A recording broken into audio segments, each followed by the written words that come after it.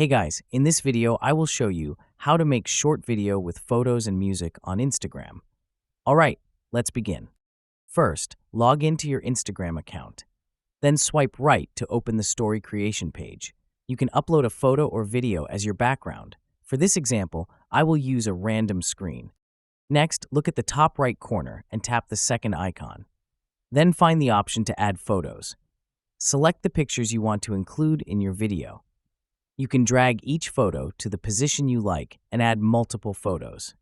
After arranging your photos, it's time to add music. Tap the second option again, get back one step, and go to Music.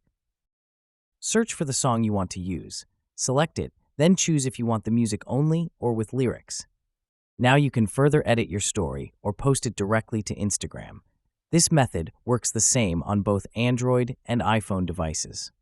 So that's basically how you can make short video with photos and music on Instagram. And that's it for this video. If you find this helpful, consider subscribing and giving this a big thumbs up. Thanks.